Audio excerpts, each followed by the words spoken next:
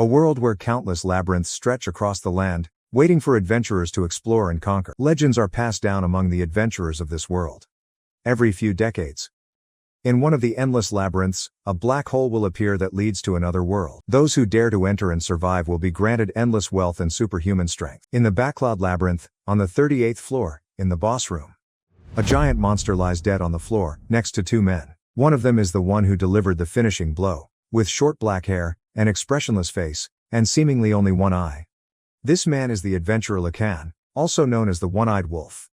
He sheathed his sword and placed his hand on his chest, paying his respects to the monster he had just killed. The other one was Bod, the adventurer with the nickname of Man-Eating Bear, who laughed at the speed with which Lacan finished off the monster, saying that this was no surprise to him.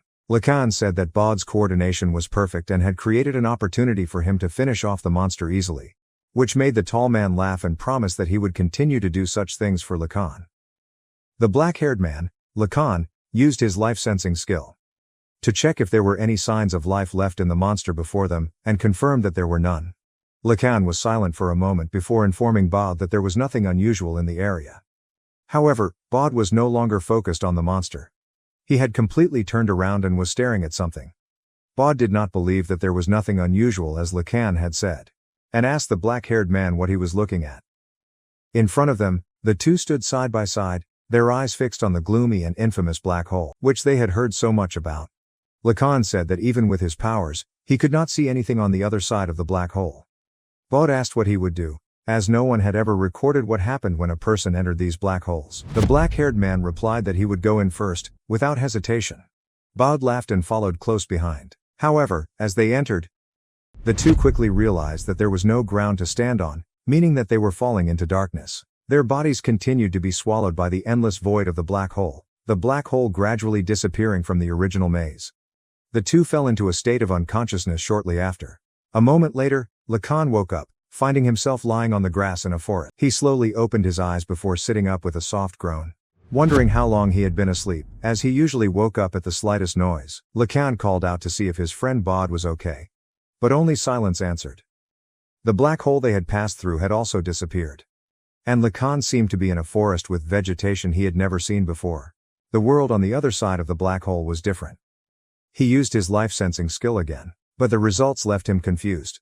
The life feedback was too weak, meaning there were no humans in the area that he could sense with his life-sensing. Normally, animals would appear as green dots, while humans would appear as red dots that Lacan could sense.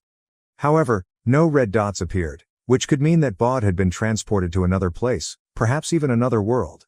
As Lacan's awareness began to increase to a range of 1,000 feet, he felt alarmed.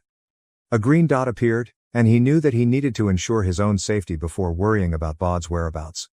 Especially since the green dot was not a normal life form, but a magical creature. Lacan drew his sword from his storage, an ability that still worked well in this new world, and his previous items were still intact. He held the sword tightly in front of him, and stood still waiting for the beast to advance towards him, wondering if the beast sensed him and considered him prey. Suddenly, a boar-like monster burst out of the trees. Lacan immediately charged forward, delivering a single slash to its flank, causing the beast to crash into a tree and fall to the ground, dead instantly. He raised his fist to his chest again in respect for the creature's death. Realizing that it belonged to a beast he had never seen before, Lacan still believed that he could absorb its magic, and indeed, in a matter of seconds, he succeeded, leaving almost no trace behind. Unlike ordinary beasts, magic beasts had magic stones near their hearts. If Lacan used his magic absorption ability, he could steal that magic and use it at will. Just like in his previous world. Lacan realized that he could still fight in this new world. Although he did not know what he would achieve in this world, he decided to test the limits of his power and began searching for food and water. However, his plans were quickly interrupted by the scream of a girl, leaving him surprised and confused. His previous life-sensing skill did not detect any humans within range. This led Lacan to believe that the screams might have been caused by magic. Using his life-sensing skill again, he detected two red dots, signs of humans. He immediately charged in that direction, determined to learn more about this world. At the same time, the two boar-like monsters that Lacan had just fought were charging straight towards a carriage, with a knight trying to protect it. Lacan rushed through the forest, jumping over every tree. He noticed that the signs of life he had sensed earlier had stopped, and one of the monsters had been knocked off its feet in the chase, but one was still chasing after the humans. As he approached the area, Lacan saw that the carriage was tied to horses. Assuming that there were humans inside, one of the monsters attacked the knight on horseback, which confused Lacan, as this person was not one of the human signs that Lacan had sensed before. All living creatures had magical power and should be detected through the life sensor skill, but he did not sense any magical signs from this person. Lacan knew for sure that there were two sources of magical power from humans in the carriage, and he even sensed magical power from the horses, but this knight had no magical power at all. He began to wonder if there was a skill in this world that could hide magical power from the life sensor. However, Lacan realized that there was not just one person, but three others, all of whom had no magical power, making him suspect that these people might be human impersonators. The monster slammed into the horse, causing it to fall, and the knight on horseback fell to the ground. The knight thought that was the end for him, until a whirling stream of fire turned into a fireball, was shot from the carriage, attacking the monster. Although it did not kill it, the woman who had summoned the flame stood proudly in the carriage, holding a short staff. Lacan was surprised to see the fire magic used. But the monster quickly recovered from the blow and immediately charged towards the long-haired woman. The woman appeared to panic, and the knights tried to rush to protect her, but they were not fast enough. However, Lacan was in time. He rushed out from his hiding place and stood in front of the carriage, pulling out his sword and slashing the monster's leg, causing it to deviate from its path and fall beside the carriage. The knights tried to talk to Lacan, but he did not understand them, especially since he was still focused on the monster, slowly getting up from the fall. If the monster had collided with the carriage with that much force, things would have been extremely dangerous. Even with only 3 legs, the monster still fought with all its might. Lacan began to realize that the thick layer of fur, fat, and skin between its neck and back protected its body very well. If he could, he would have finished it off with a slash to the head, but his only option was to attack from the throat. Lacan charged forward, slashing through the monster's neck, taking it down in seconds, leaving everyone around him amazed at his skill and strength. He bowed respectfully to the monster, as he had done to all the other creatures, then sheathed his sword, knowing that he had completely exhausted his magical power. Lacan dug up the monster's wound and thought that it would be convenient to have a part of it later. One of the guards approached Lacan and tried to talk to him. But it was obvious that the language of the people in this world was completely different, even though they still looked like humans. He used his magic sensing skill to its fullest potential, and detected only a very small magical response from the soldier in front of him, making Lacan confirm that he was indeed a human. The humans in this new world seemed to possess only a very small amount of magic, while others, such as the people in the carriage, had much more magic. 2 women stepped out of the carriage, and one of them bowed her head in respect to Lacan, starting to speak to him in a language he did not understand. Lacan recognized this girl as the possessor of the magical source he had sensed earlier and gradually realized that she might be someone of high status in society.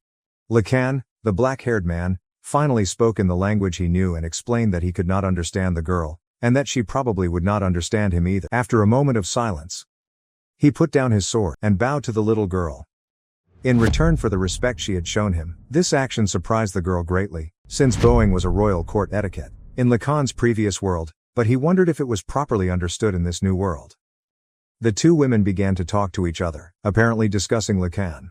And after a moment of argument, the taller woman sighed and agreed with what the little girl said. The little girl walked up to Lacan, gently took his hand and gestured toward a building in the distance, trying to convey that she wanted him to come to her residence. Lacan nodded in acceptance of the invitation, partly because these people seemed friendly, partly because he needed to contact the locals. He walked for a while and began to put his belongings into the normal storage, instead of using his storage skill, to avoid displaying any extraordinary abilities in this new world. With those actions, he hoped he would look like an ordinary tourist. When he turned back, Lacan saw the little girl using healing magic on the guards, who had tried to protect the carriage from the monster. He had thought that the taller girl had a higher status, but the little girl's magic scale was significantly superior. They led Lacan into the carriage, and although he was initially hesitant about the idea, he eventually complied. They quickly took him to the estate of the feudal Lord Zademore. Lacan sat calmly on the stone tiles, as he was served drinks by a maid, while 2 men discussed him in a nearby building. The head of the Zademore family, Zanjikale, looked out the window at Lacan and asked Izak, one of the knights who had accompanied the 2 women, what he thought of the man sitting outside. Izak quickly replied that Lacan had formidable military power, but he was also a man who knew how to repay thanks. Zanjikail was impressed to hear the knight speak well of the black-haired stranger. But he was not too concerned about Lacan's presence, since he had saved Zanjikail's daughter. The head of the family told Isekai that he would entrust the protection of this special guest, while Isekai could decide his next move. Time passed, and a year had passed. The birds flew through the sky of the forest, when Lacan could be seen dashing, holding his sword at his waist. He sensed the presence of two magical monsters, and jumped over a tree towards them. They immediately recognized the black-haired adventurer and began to growl, preparing for battle. However, they had no chance of winning, as Lacan cut through the two huge monsters in a matter of seconds. He then bowed his head in respect to their death. Lacan returned from his mission and entered the residence, opening the wooden door and receiving a morning greeting from Isekai. The knight praised him for his fast hunting speed, and Lacan returned the greeting. However, he knew that Isekai was looking forward to sparring with him again. That day, Lacan threw his sword to Isekai, and the two walked out in front of the cabin where Lacan was staying to prepare for a small duel. Both of them gripped their swords, one holding it relaxed while the other raised his blade. Isekai was the first to strike, and the two swords clashed for a moment, seemingly evenly matched in strength. Lacan had stayed at the Zydmore estate for a year, and during that time, he had learned much of the local language, which had been difficult for him at first. Although he was initially looked upon with suspicion, thanks to the respect of Lady Luvianafel, daughter of the feudal lord, and the knight Sir Isekai, Lacan had become completely integrated as a member of the feudal family. Lacan and Isekai continued to spar, until Lacan triumphed, raising his sword to the knight's neck, forcing Isekai to surrender. Isekai sighed, admitting that he was still not ready to face Lacan. However, their conversation was interrupted when more people began to approach, realizing that there was a sparring match going on, making everyone want a chance to test their strength against Lacan. The area in front of Lacan's cabin had recently become a training ground, but none of the men could do much against Lacan, due to his superior skills. They kept losing their matches against him, until an old woman approached him to get his attention before he could engage in any more matches. She came to inform him that Lady Luvianafel had called him and asked him to come after breakfast, and if possible, not in this sweaty state. The black-haired man was silent for a moment before bowing, then changing into a luxurious set of clothes, which he still seemed to be unfamiliar with despite being here for a whole year. The little girl, Luvi, greeted Lacan, and he responded by bowing and calling her Luvi instead of her full name. This was because she had asked him to call her by this nickname instead of her official name, and he had to follow it, even if it went against the rules set by Gria, Luvi Marinka's servant. Luvi had made a request for Lacan to protect her on the way to a particular cliff, and Lacan agreed on the condition that Isekai assigned him to accompany her. Luvi claimed that she had received permission from her father and was just about to tell Isekai, before changing the subject, suggesting that Lacan wear casual clothes instead of the fancy clothes he was usually asked to wear. Lacan was amused to realize that he had changed clothes several times since morning. He changed into a vest made from rare materials, which was capable of resisting rock spiders, which had excellent defensive magic. He also wore pants mixed with rare resources, a cloak made from the skin of the Bear King to enhance his defensive magic, and on the collar, he attached a precious gem to aid his self-healing ability. Lacan felt comfortable in the equipment he was used to, and Isekai quickly called out to him, asking him to immediately guard the lady's carriage. When he saw Lacan, Isekai was about to comment on his appearance, but then gave up on the thought and sighed as he walked towards the carriage. No matter how Lacan looked, he definitely didn't look like a bodyguard for a noble family.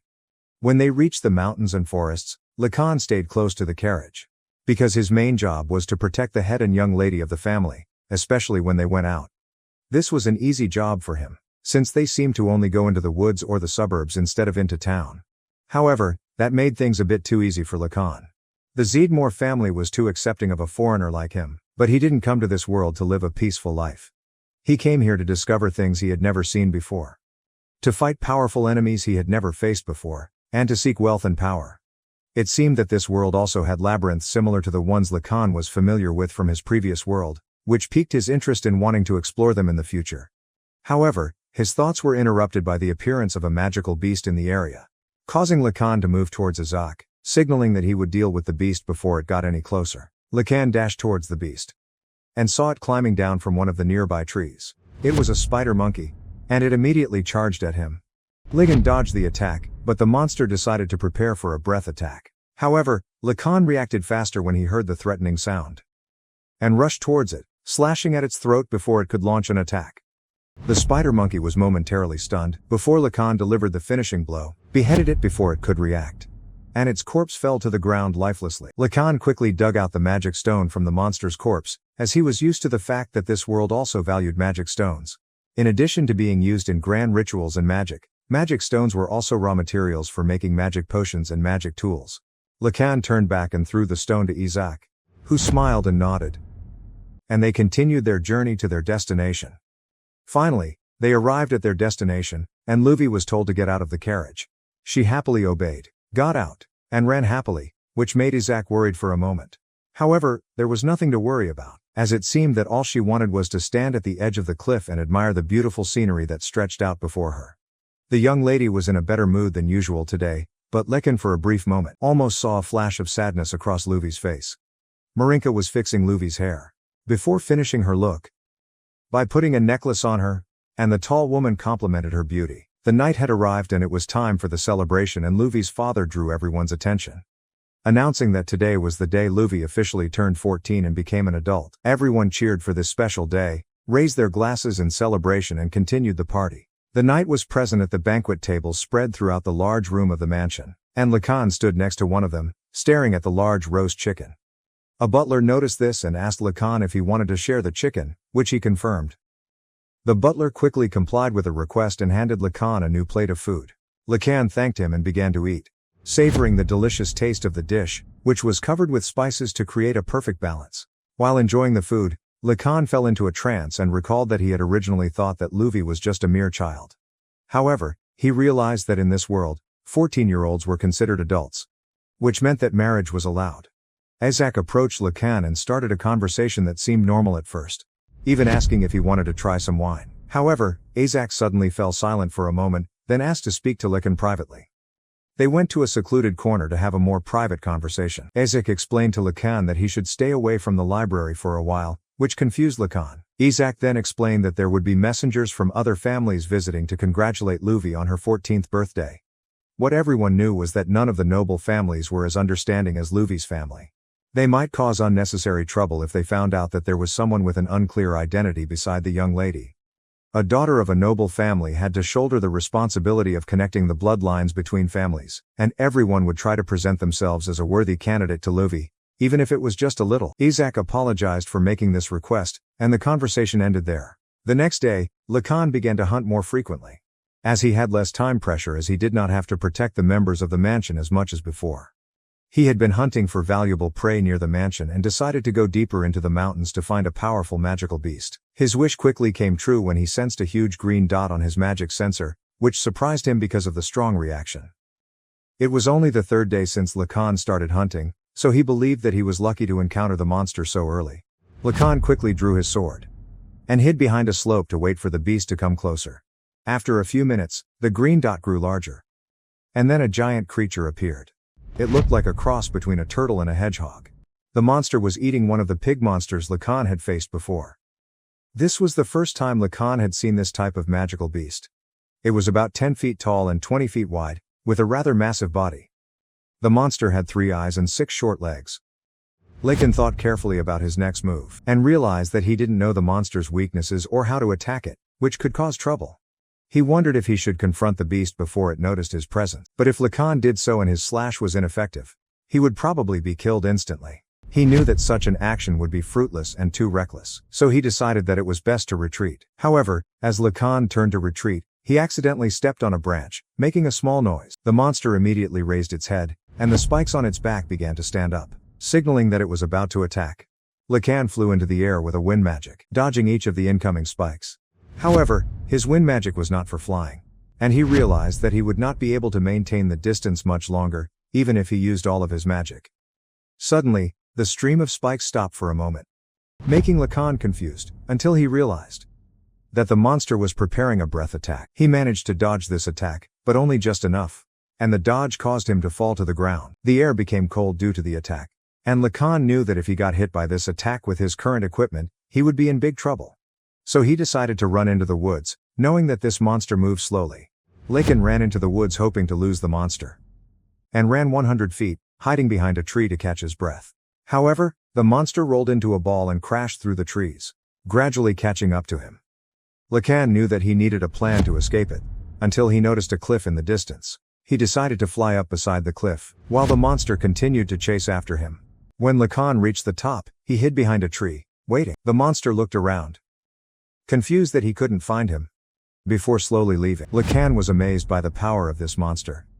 He took out a few magic stones to restore his magic. Then remembered that he had a potion provided by the Zeedmore family that he had not tried. However, when he drank it, he almost immediately spat it out. Because of the unpleasant taste, almost impossible to drink. Even though he drank a little, the potion did not show any signs of complete recovery, and he decided not to drink the rest if it did not help him recover quickly. Lacan tried to use the potion from his old world, but it also proved to be weak, and could not restore his magic. This meant that he would need to find an alternative source from elsewhere. If he encountered that magical monster again, he would most likely not escape it unscathed. On the way back to the Zeedmore mansion, Lacan noticed the appearance of a carriage belonging to a noble family, assuming that a guest was staying while he was out hunting. However, what caught his attention the most was the extravagance of the carriage, which was far from what he had seen before. A few days later, at night, Lacan suddenly woke up with a feeling that something was wrong. He noticed that a magical creature was present, and it was heading straight towards the main building, where Luvi and Marinka were staying. Lacan quickly grabbed his sword and armor, preparing to face the threat. Lacan realized that it was an intruder, and quickly rushed towards the enemy to protect the people in the mansion. He ran to the main building, where he saw a woman climbing the outer wall with ease, then jumping onto the roof. Lacan immediately realized that this woman was an extremely skilled assassin. When he realized that this woman was heading towards Luvi's bedroom, Lacan knew that he would not make it if he used the stairs. He immediately used his wind skill to fly up to the roof. Meanwhile, the assassin used a rope to swing down from the roof, standing right outside Luvi's bedroom window. Luvi was in a deep sleep when the woman pulled out a dagger, trying to pry open the window. But Lacan was faster. He jumped down and beheaded the assassin before she could react. As the assassin's body fell to the ground, Lacan grabbed the rope and looked through the window, seeing that Luvi was still sleeping soundly. He breathed a sigh of relief knowing that she was safe. Luvi and Isaac's father appear with gloomy expressions as he looks down at the assassin's body. The patriarch of the family, Zanjikael, is disappointed in himself for being so naive as to only place a night guard at his daughter's door without increasing security elsewhere. Zanjikael says that it has been decided that Luvi will marry into the Shadresta family, a noble family with royal connections. He had expected interference, as Luvi is a country noble, and she would become the queen of the next patriarch of that family. However, he did not expect that assassins would be sent to kill her. Isaac wonders if it is possible to capture the assassin alive without killing her, but Zanjikael sides with Lacan and explains that the assassin would have chosen death if she had been captured, and would refuse to confess to anything. Furthermore, even if they knew about the mastermind, there was nothing they could do right now. It was best not to know too much. Luvi's father wondered how Lacan could climb the wall and kill the assassin so quickly. But Lacan kept quiet about his strength. Zanjikael decided not to press the black-haired man for an explanation, and instead thanked Lacan for his efforts, hoping that he would continue to protect his daughter. Lacan bowed and agreed to continue the guard duty. Another night, another assassin appeared with the goal of assassinating Luvi. He jumped over the brick wall, raising his crossbow. But before he could act, Lacan quickly jumped up and cut off his head.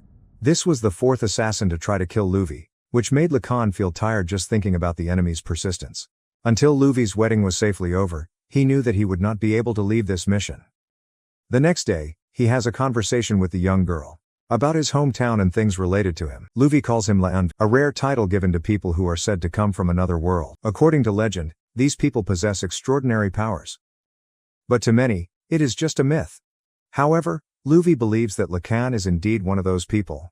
The old housekeeper tries to get Luvi's attention and reminds her that it is time for other appointments, much to the girl's disappointment. Lacan prepares to leave, but the young girl calls him back and asks him to show her the red gem on her chest, which shocks Lacan. He quickly tried to make sure that no one else could see the gem. Marinka, the tall woman, brought out a plate, and Lacan placed the gem on it. Luvi looked at it with admiration before taking off her necklace, and she asked the tall woman to give it to Lacan. This action made the old maid feel nervous, and she tried to warn Luvi not to do so.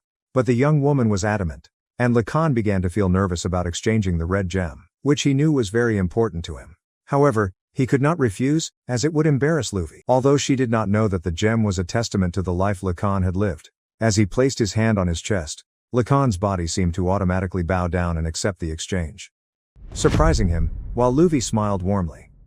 Lacan left the room, walking down the hallway and thinking about why he had agreed to exchange his gem.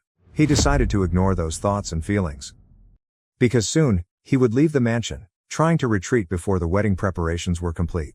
Luffy might be sad, but over time, she would forget about the lost wolf. However, Lacan soon realized that he would not have the chance to leave. Luffy quickly completed the preparations, and increased the night guard before the big day arrived. 2 days later, Lady Luffy and Affle will leave for a distant town to marry into her husband's family. Lacan sits by a tree, looking far away at the vegetable fields in front of him. Morta, a man, walks up to him and teases Lacan for staring at the vegetable beds, asking if he finds it interesting. Lacan greets Morta and chews a grieful leaf that Morta brought him. The two sit together in silence, looking into the distance, until Morta breaks the silence and says that he has noticed that the knights have not been training much lately, asking Lacan if something has happened. Lacan admits that he has lost his motivation, but Morta feels that Lacan seems to have no energy. Morta agrees that everyone in the mansion seems to be in a similar state. Since Luffy had gone away to get married, the atmosphere had become lonely. This made Lacan fall into thought, recalling the time when he had been alone in his previous world. Before Luffy gave Lacan a place to belong in the current world, he had always felt lonely. At least, now he wished to repay her kindness before leaving the mansion. But he wondered what he could do. Until he remembered about the magical beast he had had trouble dealing with a few days ago, and knew that the other knights could not handle it. Lacan realized that the best way to repay Luffy's kindness was to fight, and through fighting, he could protect the people she cared about. He immediately turned back to change and looked for a new weapon to bring. However, he couldn't find any weapon that resembled a spear designed for dealing with large monsters. For the time being, Lacan decided to try fighting the monster again, and confirm the opponent's abilities before taking any further action. He returned to the forest, where he had encountered the monster before, and found himself facing the same situation again. As the monster rolled towards him, Lacan used his wind skill to dodge, causing the monster to crash into a tree. Since it could not change direction suddenly, the monster stood up and looked around, trying to find Lacan. But he had already jumped down from above, and tried to slash the top of the monster's head.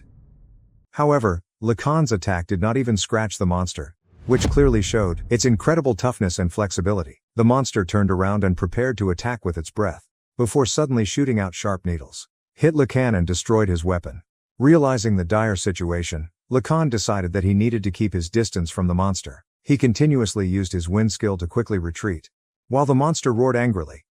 Lacan was completely exhausted, and trudged through the door of his house, collapsing onto his bed with a tired sigh, after throwing away his cloak. He was still shocked by the monster's combination of breath and needle attacks, which would have put him in great danger if he hadn't brought a first-class magic potion. However, the issue of magic potions was also a headache for Lacan.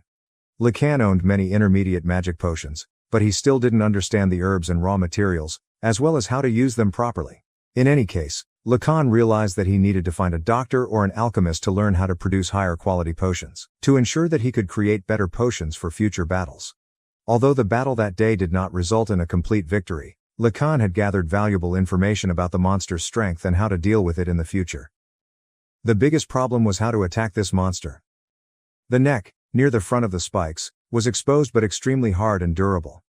Lacan thought that he should have aimed for its eyes in a sneak attack, but the chances of hitting the right weak spot again were very slim. If its weak point was near the throat, attacking it would be extremely dangerous, even if he had the right weapon. Lacan thought about Bod, who might be more suited to dealing with this kind of monster. However, Lacan knew that he would soon have to fight the monster again and find a way to escape, because the longer it dragged on, the more difficult it would be to defeat it. Once again, he prepared for another attempt to fight this monster. Lacan was looking for the monster, and quickly realized that it was curled up and sleeping nearby, giving him another chance. He looked at the necklace that Luffy had given him, and began to believe that there might be benefits to be gained from it. Slowly approaching the monster, Lacan drew his sword, wondering where to aim, and quickly decided that the target was its third eye. If he could destroy it, he would have the advantage.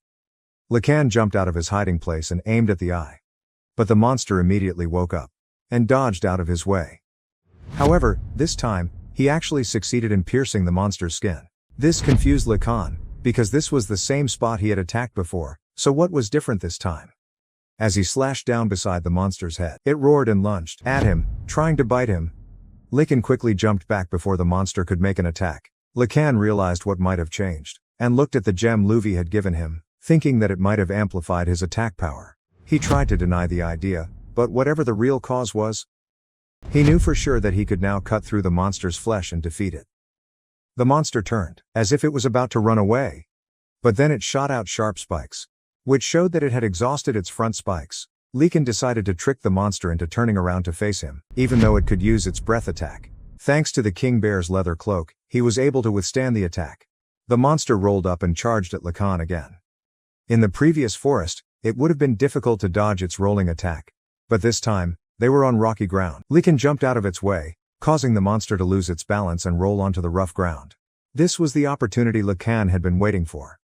He rushed forward, and cut off the monster's jaw, finally killing it. With a final sigh and a bow of respect to the slain creature, Lacan knew that he could now leave without anything holding him back, ready to begin his new adventure.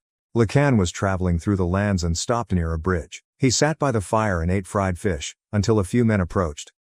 They asked him if he was an adventurer, and when Lacan confirmed, they asked him to help deal with a creature called a Zog, who had been causing them trouble. Lacan had never heard of a Zog, which surprised the villagers. He quickly made up a half-truth about being from the north and not knowing the language of the land.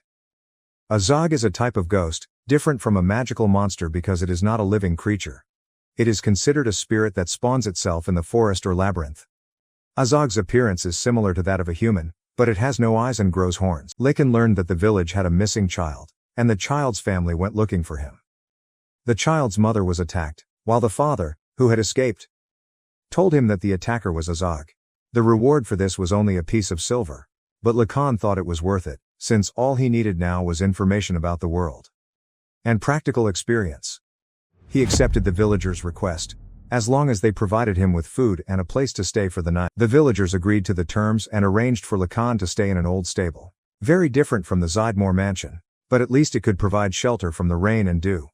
Before leaving, the Zydmore family, along with Isaac, wished Lacan good luck on his journey and told him to keep his identity as a La Envie a secret.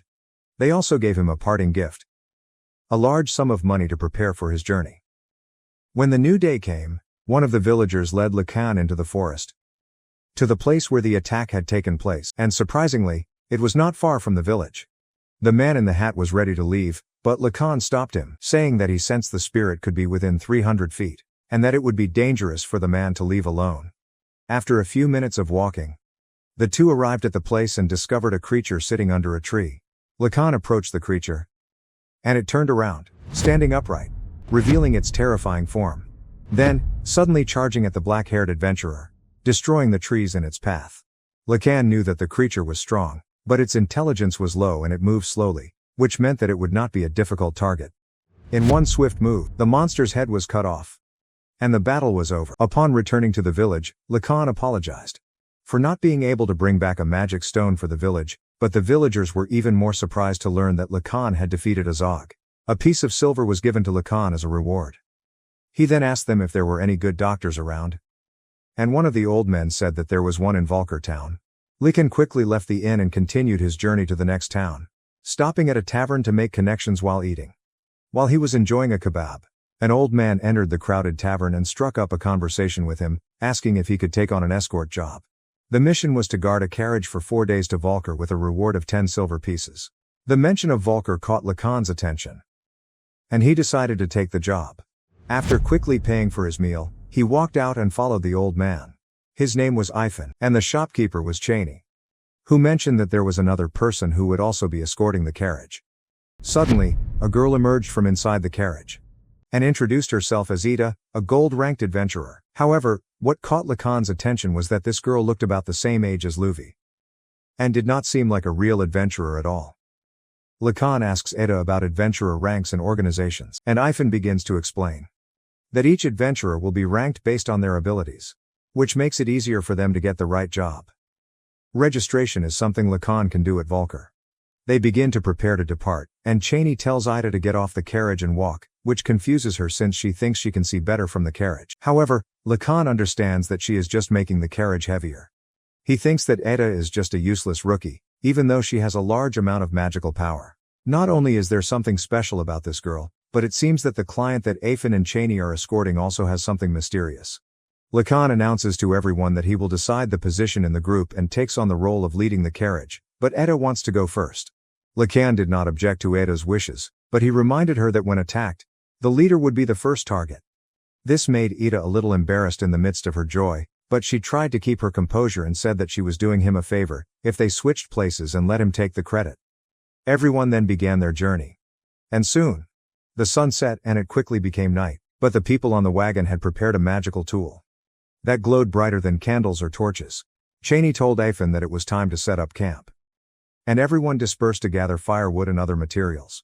Cheney complimented Lacan for his ability to keep a steady pace while leading the wagon, but Lacan did not respond, only continuing to help set up camp. He noticed that Cheney had set up some kind of glowing lamp, and asked if it was to ward off evil spirits, because it felt like that kind of magic. Lacan had seen fire created from another magical tool, which made him wonder if these were common items in Volker. Ifan stepped forward and began preparing a meal for everyone. The two men discussed what to do with the young girl who was accompanying them, and whether she would be able to catch up with them. Lacan thought that was a rather harsh remark, though true, recalling how Ada had failed to catch up with the carriage after the third stop. Lacan could sense Ada from a distance and guessed that she had probably run into a tree along the way.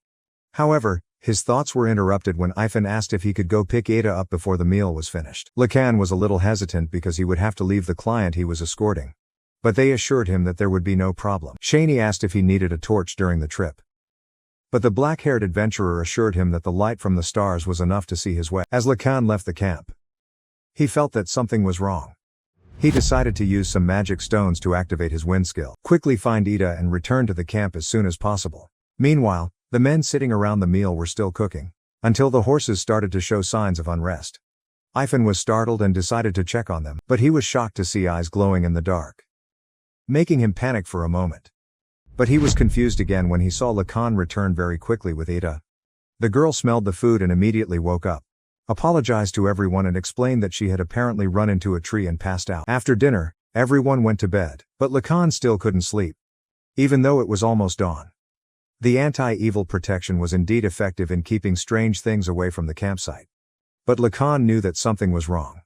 He sensed a large number of magical beasts gathering around the edge of the protection, numbering around 200. When dawn came, Lacan went to wake Eda up. Not to eat but to leave immediately, which confused her. However, when she was informed that 200 magical beasts were approaching, Ada was immediately convinced. Cheney was disappointed that his attempt to scare away the beasts had actually done the opposite and attracted them. He thought that he should move while the anti-evil protection was still in effect, but Lacan objects to the idea. He believes that moving would attract a large herd of monsters toward the town, which could lead to destruction. Lacan suggests that they keep the barrier active for safety, but deal with the problem once they leave the grasslands. Ada wonders what they will do with the food, but Lacan says that everyone can eat dry rations while they move. And then they set off, all prepared for what is to come. As they leave the forest, more monsters begin to emerge from the trees, making them more visible. Ada is alarmed, but Ifan is confused because the number of monsters seems to be less than the number Lacan said. The black-haired adventurer explains that the number may have been reduced by half, as some monsters do not want to leave the mountains. Ada tried to suggest that they could let the garrison at Volker handle these beasts, but the men in the carriage were all against the idea, since there was a village on the way that could be destroyed. Lacan observed the beasts that appeared and saw only low-level magical beasts, similar to ordinary wild beasts. He did not sense any beasts with superior magical power. With this observation, Lacan told Eda to protect the carriage and charge towards the beasts himself, destroying them one by one without any difficulty. He then bowed respectfully as usual, and turned back to inform everyone that the protection spell could be turned off. Everyone was amazed by his skill. Ada tried to ask him many questions about his identity, but Lacan mostly doesn't answer, until she asks about the ring he's wearing, causing Lacan to stare at it and confirm the item. The group continues on their journey and takes another break on the third day. Ada complains about the red monkeys chasing them. Lacan tells Ada that the reason the red monkeys are targeting her is probably because of her scarf, as it stands out to magical creatures. Ifan and Cheney thank Lacan for his help, although they still have a long way to go. Ada proudly joins in and confidently declares that everyone can safely continue their journey. However, Lacan suddenly asks to stop, as he senses 4 people hiding ahead, likely preparing to ambush them. Ada believes that this is the time for her to show her abilities, But Lacan was not convinced, as she had not even hit the monkeys last night. When she mentioned that she could not use a bow at night, this confused Lacan. He asked her if she could use magic, but Ida also seemed confused and told him not to joke around. They continued down the road and got closer and closer to where the people hiding might be waiting. Lacan told Ivan not to move the carriage until he gave the signal and told Ada to be ready, but not to shoot. He then walked and found where the four were hiding. Lacan was impressed by their skill in concealing their presence and knowing exactly when the carriage would arrive. Lacan rushed towards one of them, using the man as a shield before an arrow flew towards him. He then slashed through the archer and turned around using his wind skill to jump up, attacking and killing the remaining archer. There was only one man left, but he had a gun, a magical tool that Lacan knew needed to be dealt with immediately. Lacan used his wind skill to deflect the bullet, allowing him to dodge it. However, a large explosion still occurred, attracting the attention of the rest of the group. They rushed over to check on the situation. However, the confusion quickly dissipated when they asked what had happened and if he was okay. Lacan reassured them that he was fine and that the explosion had come from a magical tool. The others wondered what to do with the bandits, but Ivan thought they should quickly continue their journey. Ada jumps off the carriage when she learns that the bandits are wearing the same adventurer badge as her, which angers her. However, the two men explain that the badge probably isn't the bandits. They eventually decide to continue their journey and try to reach Volker town as the sun begins to set. Ivan turns off the road, confusing Cheney until the old man explains that they should wash their bodies by the river to refresh themselves. Everyone enjoys a break at the riverbank, but Ivan turns back and wonders why Cheney hasn't arrived yet, as he explains that he doesn't want to leave the wooden box he's holding. Ivan thinks for a moment and then suddenly uses a spell that puts Lacan and Eda to sleep. He then pulls out a gun and points it at Cheney. Cheney feels confused and betrayed, not understanding why the friend who had accompanied him for 5 years suddenly turned his back on him. But Ivan, no longer the old man Cheney once knew, revealed his true identity as Maracas, a cold-blooded killer who should have been executed long ago, but it seemed that someone named Zykars had saved him. Maracas admitted that he had said too much and was ready to shoot Cheney. But Cheney did not panic, because Lacan had prepared for this situation. When Maracas turned to use his weapon, Lacan severed Maracas' arm. The killer began to wonder why his sleeping spell had not worked. Lacan did not reveal this secret and proceeded to kill the old man, frustrated that he had made so many mistakes, including revealing his secret when he thought he had won. Finally, the group reached the town of Volker, and Lacan got some much-needed rest. When he woke up, he changed and went downstairs to eat breakfast, unintentionally offending Ada by not sitting next to her. At noon, Cheney arrived at the inn for a meeting with Lacan and Eda. The girl received 2 silver coins as a reward, making her confused since she had previously agreed on 5. Cheney asked Ida to show her adventurer badge. As she did so, he turned it over and saw the name engraved on it was Edidel. He commented that the name sounded like a boy's name and asked her how old she was. Since the promotion to silver had happened 18 years ago, Ada began to panic as her secret was revealed and tried to run away, but Lacan quickly grabbed her and asked her to sit down. Cheney tries to warn Eda that impersonating another adventurer is a serious crime, and will prevent her from registering under her real name, even if the badge she possesses is her father's. Cheney decides to turn a blind eye this time out of respect for her father, but he reminds her not to do it again. Ada understands and leaves. After she leaves, Cheney gives Lacan her reward, a gold nugget. Lacan feels confused and thinks it is too much, but Cheney insists, because Lacan is very deserving of this reward due to his skills and work. Cheney also expresses his desire to build a good relationship with Lacan from here on out. Lacan decides to accept the reward, but he quickly changes the subject and asked if Cheney could introduce him to a good doctor, as he wanted to learn how to make medicine. Cheney had someone in mind. However, she was known to be difficult to work with, and even more difficult to meet in person. Lacan was asked to wait a few days while Cheney tried to arrange a meeting. After a few days, the meeting was scheduled, and Lacan was given a map that led to a small alley that was little known. When he arrived, Lacan sensed a huge amount of magical power, equivalent to a large maze master, perhaps even more. He entered and saw a small wooden building, pushed open the wooden gate, and followed the shade of the fence to the entrance. When Lacan arrived, he was told to enter. Inside, he saw a monkey, leaving him confused for a moment until the voice continued to guide him into another room. There, an old woman sat on a wooden chair, introducing herself as Sheila and the monkey as Jericho. Lacan was surprised by the existence of this woman, because his naked eyes saw an old woman, but his 3D sense saw the figure of a young girl. His thoughts were interrupted as he sat down, and Sheila thanked him for protecting Cheney, since she seemed to have something to do with it. She then quickly moved on to the subject Lacan had come here to learn, the techniques of a doctor. Sheila asked why Lacan wanted to learn medicine, and he quickly explained that he was an adventurer, which made it logical for him to know how to make medicine. However, another reason was that he had discovered that he seemed to have a knack for making magical medicines. The old woman asked him to show her the potions he had made, joking that she wanted to know where she could buy them. Still, Sheila was impressed with the quality of the potions, with ingredients she had never seen before. Lacan wondered if he was revealing too much. Suddenly, Sheila said that she wanted him to take a test, to assess whether he had the talent and the stamina to become her apprentice. The first step was to go to the Adventurers Guild and receive a mission from the ministry. Without question, Lacan followed the instructions and entered the building to speak with a woman. The woman introduced herself as Aria, seemed to have heard of Lacan from Cheney, and asked if he wanted to register. She pulled out a large box, and in the process, asked a series of general questions about him. After a series of quick questions, Lacan was registered as a bronze-rank adventurer of the Volker Adventurers Guild, and his adventurer badge would be ready. The next day, he asked about the ministry quest, and Arya explained that he could apply directly at the reception desk. Arya explained that the ministry quest was a support system, in which the rewards were tax-free for those without money, but if one accumulated enough experience through it, they could easily advance in rank. Lacan understood and requested that the quest be prepared so that he could receive it the next time he came to pick up the badge the next day. As time passed, Lacan's first quest was to clean up the broken stones in an old man's garden in a day, making him puzzled by a quest that seemed impossible to complete in such a short period of time. The old man explained that things had become like this was due to the earthquake a few years ago, which also damaged the small house and the nearby fields. This was his 12th request for a mission from the ministry to be issued. But so far no one, perhaps a powerful mage, had been able to actually repair it. Lacan realized that this was the small miracle the old man was waiting for. But he was determined to complete the mission. He pulled up his sleeves, preparing to lift the heavy stones with both hands, doing such hard work for a large copper coin, a job that many people had refused before. Lacan wondered what the criteria were for passing Sheila's test, but the old woman said that she would be the one to decide when it was enough. Lacan continued to struggle with the task, moving all the stones in the garden, and eventually had to take off his shirt to make it easier.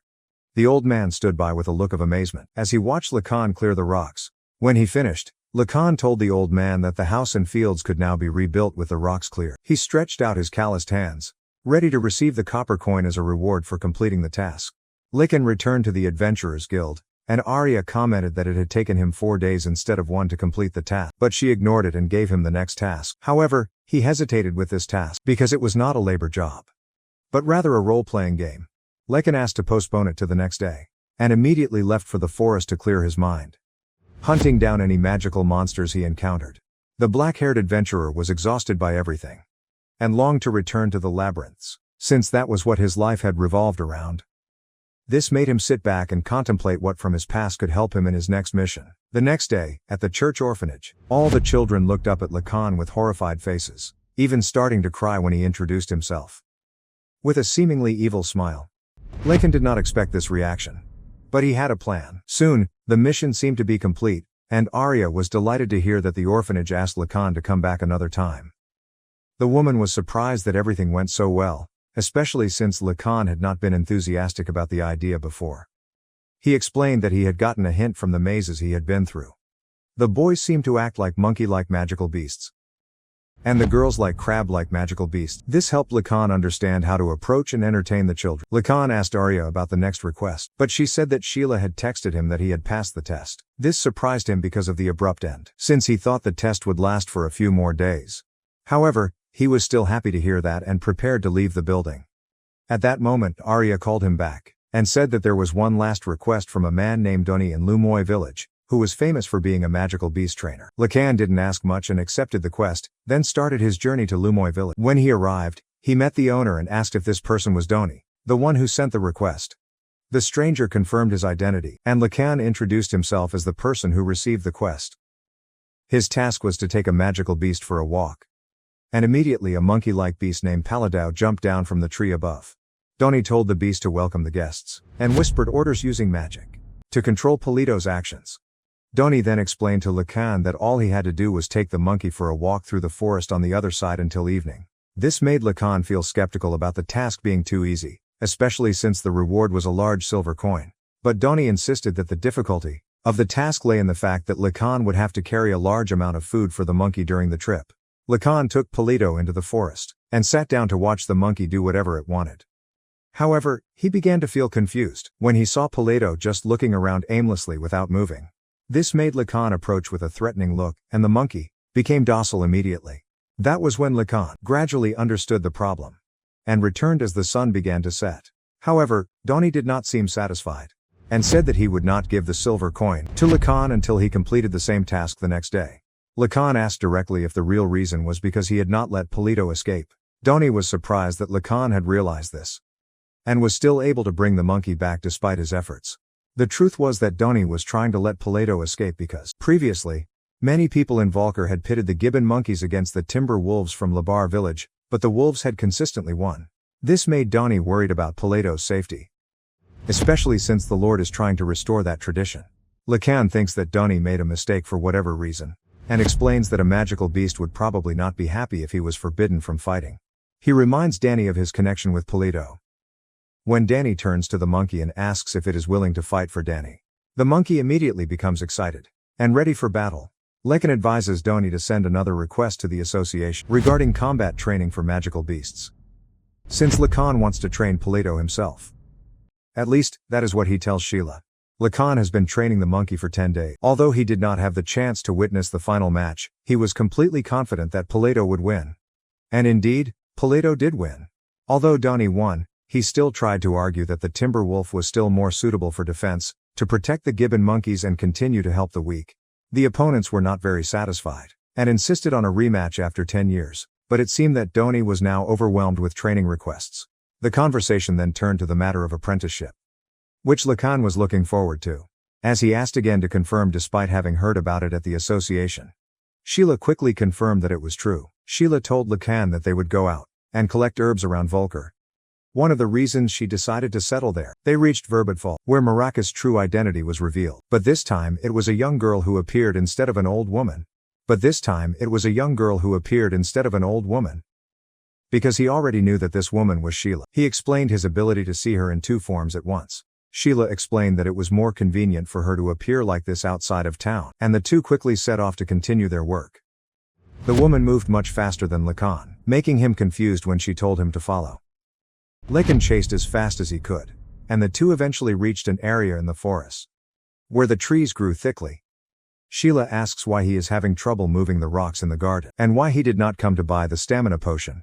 Lacan is confused, until another woman confirms that Lacan is a L'Enville, which darkens his expression as he glares at Sheila. Sheila explains that she knows this because Cheney has been suspicious of him. Lacan realizes that he will have to do a better job of keeping his identity a secret, in case someone unwanted finds out, as it could cause danger in the future. Lacan goes around the area collecting herbs, and is taught by Sheila to identify the edible ones, the poisonous ones, and the ones that will lose their effectiveness if handled improperly. After a while, she hands him a bag containing a small box inside.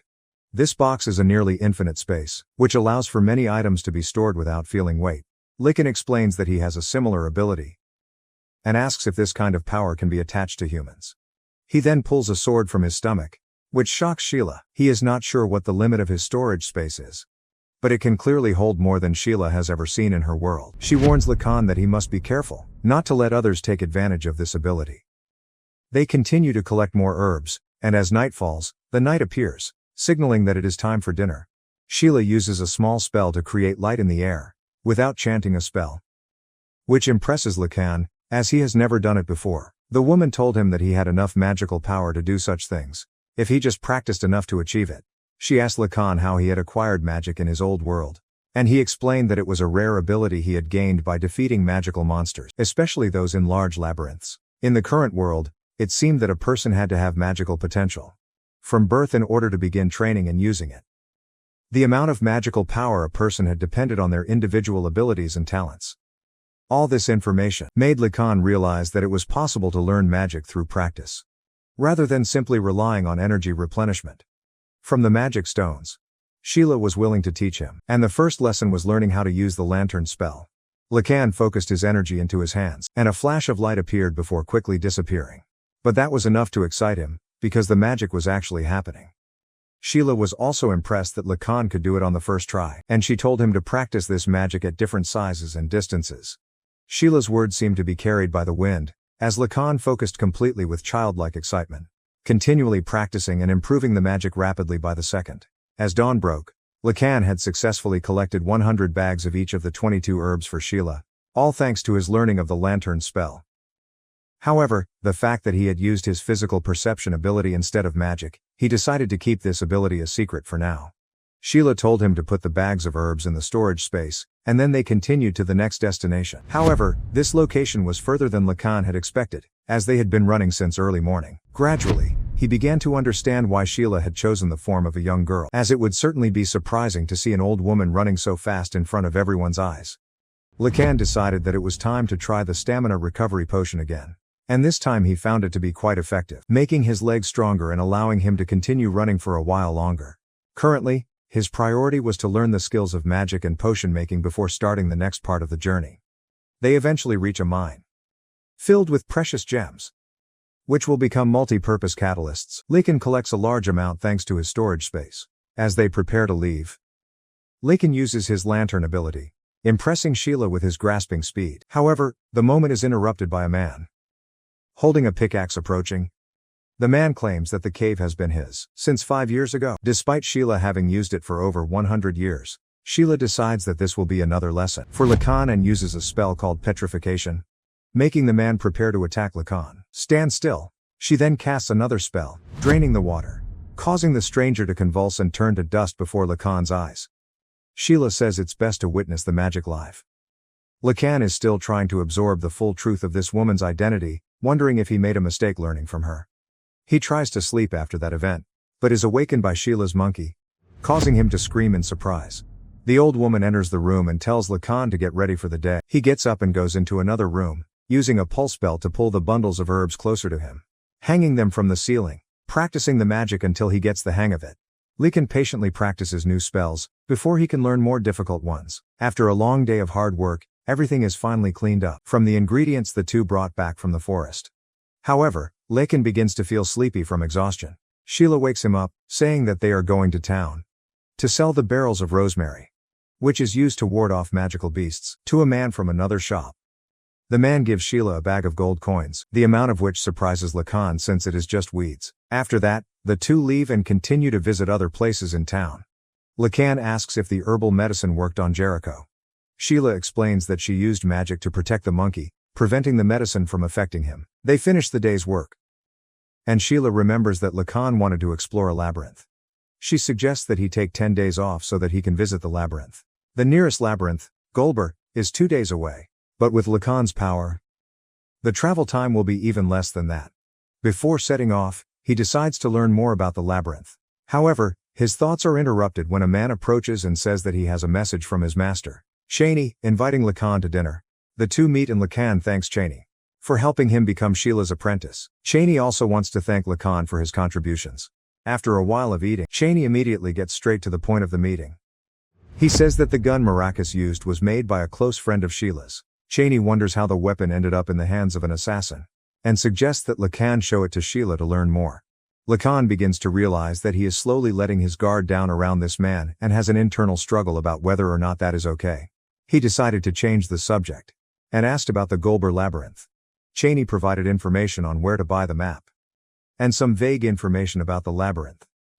After getting everything he needed, Lacan left, heading towards the capital of the Golber labyrinth.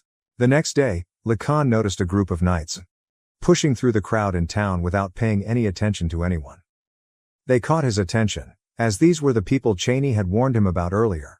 Lacan, the black-haired adventurer, remembered Cheney's warning not to get involved with that group of knights. The reason was because they had once followed and blackmailed another adventurer, who had obtained a treasure from the labyrinth, a dagger of extremely high value. These so-called Earls Is knights had forced the adventurer to put the dagger up for auction, and pretended that it was worth less than it actually was.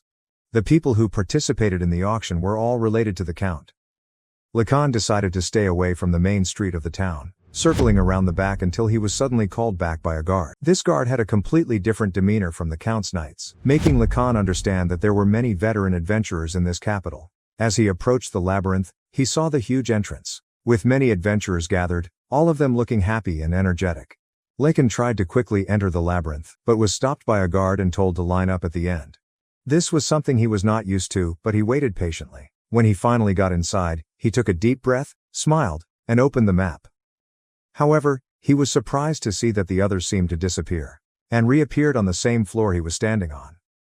Lacan decided to ignore this unfamiliarity and continued forward, believing that the deeper he went into the maze, the more he would understand this place. When he reached the stairs leading to the lower levels, he was surprised by their enormous size. Realizing that his life sensor could not sense the lower levels from the first level. On the first level, there were only red monkeys. Not a significant opponent for him. Lacan quickly advanced to the deeper levels, where there were timber wolves. But they were not strong enough to cause him any trouble. However, they dropped a box containing a small item that he did not recognize. A cry for help came from within the cave, and the two were being attacked by another wolf. Lacan quickly came to their rescue, and the beast also dropped a box containing a dagger inside. The boy thanked Lacan, but Lacan focused on the small gem he had just obtained, and asked the boy about it. The boy explained that it was a red potion. Lacan told the boy to use it on the girl lying on the ground. The boy apologized to the girl and quickly did so. And the potion took effect immediately. Lacan assured the boy that there was no need to repay the favor, then turned and left, since he had obtained the information he desired. The third floor seemed to be all rocks, and nothing else in the large cave. At least that was what he initially thought. Some rocks were no different from the others, but they had magical powers, making Lacan wonder if they were monsters of this floor. He tried slashing through one of the rocks, and found that it had a slime-like quality, and his blade had no effect on it. Lacan turned around to observe how the other adventurers were dealing with the problem, and noticed that the rocks seemed weak to magic. This prompted him to take out an item he had stored in his inventory. A lightning dragon gauntlet. It would release lightning when magic passed through, and he tested it on one of the magic rocks. With immediate success, Lacan smiled, realizing that the labyrinths were indeed where he felt most alive. Lacan can't remember his parents' names or appearances. All his childhood memories are fuzzy and negative. He is eventually adopted into an orphanage, only to find that the nuns there are extremely strict and cruel. This causes Lacan to run away from the orphanage, running in a random direction and accidentally getting lost in a maze. Lacan enters the maze and is immediately attacked by a monster, being pinned down by it before realizing there is a sword nearby. And Lacan uses it to stab the monster in the eye, ending it. It is the first time Lacan feels the adrenaline and energy from a battle, and he craved more. Continuing his path, he gradually developed his skills and strength to fight, while earning a considerable amount of money. The maze was harsh, but very fair. On the 25th floor of the Goldber Labyrinth, Lacan used his wind skill to jump on a monster spider, and stabbed it in the head. On the 26th floor, he stopped to check the items he had collected, and decided it was time to stop and return for the day. As he left the maze, Lacan was stopped by a group of soldiers, and asked to follow them, because they had something to ask. He was taken to Captain Doug, who called Lacan Demon King, and took him to a room to talk about the complaints that people had filed against him. It seemed that many people felt threatened by his presence in the first floors of the labyrinth. There were also accusations that Lacan had attacked some people, but he insisted that he had not done so, and asked if it would be a problem if he had. Doug explained that his job was to protect the young adventurers, and deal with the strong-looking ones, to prevent them from causing trouble.